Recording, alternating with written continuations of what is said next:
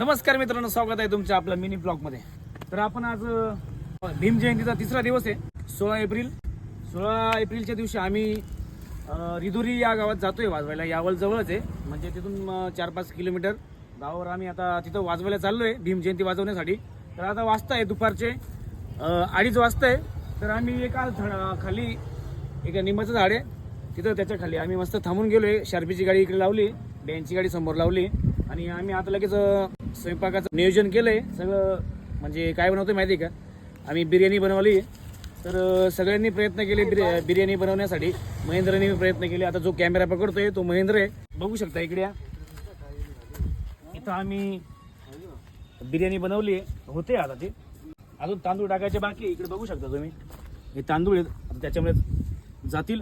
आणि लगेच आम्ही सगळेजण आता इथंच बसून घ्यावं लागेल आम्हाला जेवायला. रस्त्याच्या साईडलाच इकडे बघू शकता तुम्ही.